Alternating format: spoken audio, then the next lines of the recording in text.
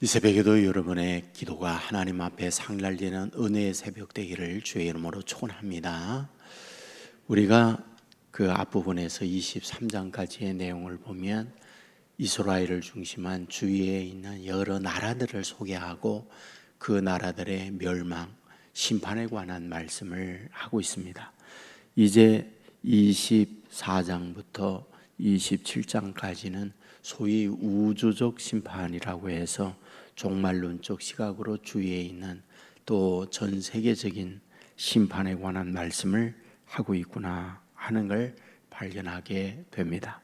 오늘 특별히 본장에서는 하나님의 통치, 하나님이 다스림에 대한 찬양의 말씀을 먼저 하고 있습니다. 1절에 보면 여호와여 주는 나의 하나님이시라. 그가 주를 높이고 주의 이름을 찬송하오리니. 하나님을 찬송합니다. 그렇다면 왜 찬송을 하는 것일까요? 1절 하반절에 보면 주는 기사를 옛적에 정하신 대로 성실함과 진실함으로 행하셨습니다. 하나님께서 어떤 뜻을 정합니다. 정한 뜻에 대하여 성실과 진실함으로 행하시기 때문에 이와 같이 한번 정하신 것에 대하여 이루시는 하나님을 찬양합니다. 높입니다. 라고 말씀을 하고 있습니다. 자, 이와 같이 행하실 때 행하시는 내용이 무엇일까? 2절에 보면 주께서 성읍을 돌무더기로 만드시며 견고한 성읍을 황폐하게 하시며 성읍을 황폐하게 하시며 외인의 궁성을 성읍이 되지 못하게 하사 영원히 건설되지 못하게 하셨으므로 심판을 행하신다. 이와 같이 말씀을 하고 있죠. 그러니까 돌무더기가 되게 합니다. 황폐하게 합니다. 심판을 하게 합니다. 그런데 3절에 보면 이런 상황에 있을 때에 3절에 보면 강한 민족이 주를 영화롭게 하며 포악한 나라들이 성읍이 주를 경외하리다 라고 말씀을 합니다. 그게 놀라운 반전이죠. 그러니까 하나님의 심판이 임하게 되어지는데 이런 와중에서 뭐하다? 하나님을 영화롭게 하고 하나님을 경외하는 이들이 있다라고 말씀을 하고 있는 거죠.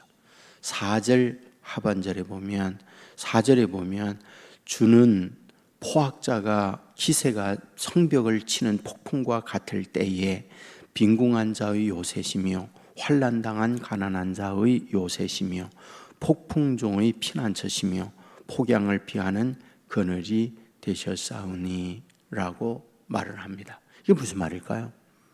그러니까 하나님을 이 어려운 가운데에서 경외하는 사람이 있을 때 하나님은 어떤 분이냐? 비 오는 날에 우산이 되어지고 폭풍우가 추운 겨울이 되어질 때는 온돌이 되어 난로가 되어 보호해 준다. 바다의 풍랑을 만날 때는 피난처가 되어 피항할 수 있는 곳이 되어지고 뜨거운 열기의 사막에는 오아시스가 되고 그늘이 되어 하나님의 자녀들, 경외하는 이들에게 지켜주겠다. 이렇게 말씀을 하고 있습니다. 6절에 보면 만군의 여호와께서 이 산에서 만민을 위하여 기름진 것과 오래 저장하였던 포도주로 연회를 베푸시리니 곧 골수에 가득한 기름진 것과 오래 저장하였던 맑은 포도주로 하실 것이며 놀라운 것을 주신다. 8절에 보면 여호와께서 모든 얼굴에서 눈물을 씻기시며 자기 백성의 수치를 온 천하에서 제하시리라. 여호와께서 이같이 말씀하셨나니라 라고 말씀합니다. 자, 우리는 이상의 말씀에서 뭘 발견하게 됩니까? 지금 하나님의 심판, 하나님의 진노가 임하는 것에 대하여 말씀을 합니다. 그러한 진노와 어려움 가운데 있을 때 모두가 절망하고 모두가 탄식하는 것만이 아니라 그런 어려움 중에서 여호와 하나님을 경외하고 하나님을 찾는 자들이 있다라고 말씀을 합니다. 어려움과 고난은 심판이에요.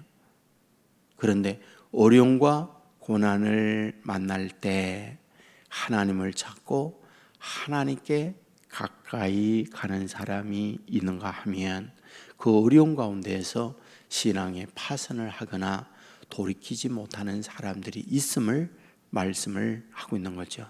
그러니까 동일한 사건이지만은 동일한 사건 안에 깨닫고 지혜를 얻는 사람이 있는가 하면 동일한 사건에서 파선하고 망하는 사람들이 있음을 우리에게 가르쳐 주고 있는 말씀입니다. 그렇다면 무엇이 이런 결정을 내게 하는 걸까? 결국은 깨달음이에요. 그러니까 어떤 문제나 사건을 보고 깨닫고 돌아서는 사람이 있는가 하면 깨닫지 못하고 거기에서 멸망하는 사람이 있습니다. 여러분, 개구리가 삶아 죽어가는 이야기를 많이 아실 거예요. 찬물에 개구리가 좋아하는 놀 수 있는 물에 놓아놓으면 개구리가 아주 신나게 좋은 환경이기 때문에 헤엄치면서 놉니다. 그런데 그 물에다가 서서히 개구리가 느끼지 못하도록 온도를 가합니다. 그런데 마지막에 그 물이 끓을 때까지 개구리는 느끼지 못하는 거예요. 그리고 삶아 죽게 되어진다라고 하는 이런 얘기죠. 우리의 영적 상태도 또 그럴 수가 있어요. 예? 여러분, 민감해서 이 부분은 정말 깨닫고 돌아서야 하는구나, 이런 생각을 갖는 사람이 있는가 하면 전혀 느끼지 못하는 사람이 있거든요. 그러니까 이거는 불행인 거죠. 그러니까 우리가 살면서 무슨 일이 일어납니다. 어떤 환경에 처합니다. 그러면 즉시 그걸 알아야 해요. 지금 이런 부분에 대하여는 우리가 성찰하고 깨닫고 돌아서야 하는구나. 그렇지 못하게 되어지면 그곳에 머물다가 결국은 파선을 하게 되는 거죠. 저는 이 다윗을 보면 다윗이 이런 영적 민감성을 갖고 있구나 하는 걸 늘 발견하게 되어집니다. 여러분, 한번 가만히 생각해 보세요. 도망다니고 힘들어하고 생명의 위협을 받을 때 자기를 죽이려고 하는 사울이 숨어있는 동굴로 제발로 돌아온다. 그것은 완전히 인간적으로 생각해 보면 하나님께서 이런 때에 이런 원수를 내 손으로 죽이려고 환경을 만들어 주었구나, 충분히 그럴 수 있잖아요. 그런데 다윗은 그러하지 않죠. 성경은 뭐라고 말합니까?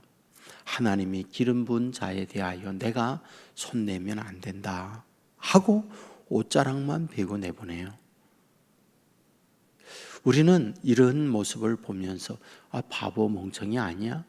하나님께서 그와 같이 동굴에 숨어있는 다윗에게 제발로 돌아오도록 한 것은 그런 기회를 타서 그의 목을 치게 하고자 하는 하나님의 어떤 숨겨져 있는 계획 속에 움직이는 건데 어째 이룰 수 있어?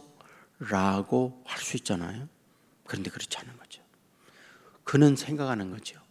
하나님께서 이건 나에게 시험하는 거다.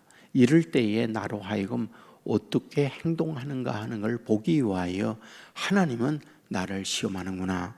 그리고 그 시험을 하나님의 사랑으로 그걸 풀어내는 거죠. 여러분, 그걸 통과합니다. 여러분, 나중에 압살롬이 쿠데타를 일으킵니다. 그리하여 신발도 신지 못하고 도망자가 될 때에 시므이가 돌을 던지고 먼지를 날리고 온갖 저주를 퍼부어요. 비루한 놈아, 내가 사울의 피를 흘리더니 이번에는 내 아들을 통하여 피 맛을 보는구나. 온갖 저주를 다 퍼붓습니다.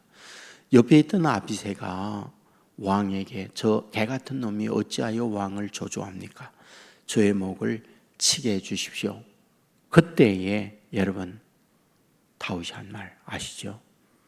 내가 어찌하여 하나님께서 저를 통하여 나를 저주하고 있는데 저의 목을 치겠다고 하느냐? 칼을 쳐보라. 이와 같이 말씀하는 걸 보게 되잖아요. 어떤 상황과 어떤 문제가 일어났을 때에 그것을 어떻게 처리하느냐, 어떻게 반응하고 어떻게 해결하느냐, 사실은 그것을 통하여 그 사람의 사람됨을 보게 되는 거잖아요. 여러분, 지금 환난을 만났습니다. 근데 그 환난에 망하는 사람이 있는가 하면 오히려 하나님께로 돌아와서 자기를 성찰하고 이것은 깨닫게 하고 우리의 신앙을 더 굳건하게 하는 하나님의 숨겨져 있는 은밀한 뜻이 이 안에 있다 하고 돌아오는 이는 뭐하다? 그는 복이 있는 자라고 얘기해요. 그리고 그에게 뭐예요? 오래 저장된 포도주를 연회를 베푸는 것처럼 하나님께서 그와 같은 복을 주시고 여호와께서 모든 얼굴에 눈물을 씻겨 주시고 그의 돌아오는 이에게 수치를 당하지 아니하도록 만들어 주겠다, 이렇게 말씀을 하고 있는 거잖아요. 그러므로 이 새벽에도 하나님 앞에 이런 마음으로, 그것이 어떤 것이든요, 자연의 어떤 변화일 수도 있고요, 또는 어떤 사건일 수도 있고요, 또는 내 몸에 병이 온다든지 가정에 어떤 문제가 생겨진다든지 모든 걸 다 그렇습니다. 그럴 때에 우리가 영적 민감성을 가지고 보는 거죠. 이럴 때에 하나님께로 더 가까이 가고자 하는 하나님의 메시지구나, 하나님의 확성기로 하늘의 음성을 이런 과정을 통하여 나에게 들려오고 있구나. 그리고 성찰하고 주께로 돌아올 수 있는 영적인 민감성을 가지고 있을 때 뭐하다? 하나님은 기뻐하시고 그에게 이와 같은 은혜, 눈물을 씻겨 주시고 또 기름진 것을 허락해 주시고 이와 같이 한다고 말씀하고 있는 거죠. 이 아침에도 이런 심정으로 하나님께 기도하고 주의 인도받는 저와 여러분 되기를 주의 이름으로 축원합니다. 기도하겠습니다. 은혜가 풍성한 하나님, 우리에게 때를 따라 돕는 은혜를 내려주시니 감사를 드립니다. 이사야 25장의 말씀을 보았습니다. 하나님의 심판이 있을 때 어떤 사람은 그것을 알지 못하고 그것으로 끝나는 사람이 있는가 하면 영적 민감성을 가지고 주께로 돌아와 여호와 하나님을 경외함으로 말미암아 하나님께서 기름진 것과 놀라운 은혜의 축복을 내려주시고 눈물을 씻겨주시고 수치를 제하여 버려주신다는 말씀을 보았습니다. 주여, 이 새벽에도 이런 마음으로 하나님께 나아가 아버지 앞에 온전히 섬으로 말미암아 하나님의 인도받는 자녀들 되게 해주시기 원합니다. 크고 작은 일을 만납니다. 주여, 그럴 때 영적 민감성을 가지고 하나님의 확성기에 우리를 향하여 들려오는 음성을 듣는 믿음의 사람들 되게 하여 주옵소서. 성찰하게 하시고 돌아서게 하여 주시고 아버지의 마음에 합당한 자로 설 수 있는 자녀들 되게 하여 주옵소서. 이 새벽에도 기도합니다. 믿음의 기도가 되어 하늘 보좌를 움직이는 기도가 되게 하여 주옵소서. 저들의 질병은 떠나가게 하여 주옵소서. 두려움은 담대로 바뀌어지게 하여 주옵소서. 가정의 어둠은 성령의 빛으로 바뀌어지게 하여 주옵소서. 자녀들의 앞날을 하나님이 맡아 주시옵소서. 저들의 직장, 저들의 하는 일 하나님이 창대한 기업과 은혜로운 회사가 되게 하여 주옵소서.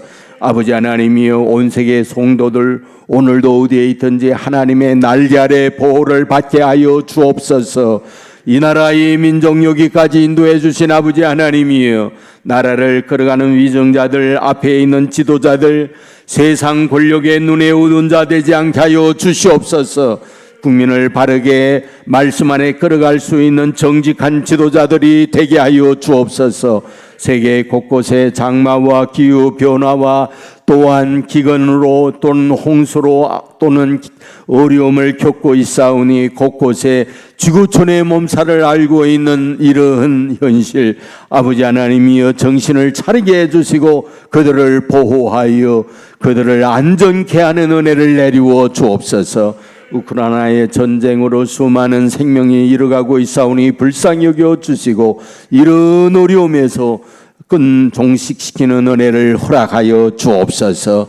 아버지, 온 세계 성도들의 기도로 말미암아 은혜로운 교회가 되게 하시고 기도의 응답이 있는 교회가 되게 하시고 기도 인생의 모든 문제를 해답을 얻는 교회가 되게 하여 주옵소서.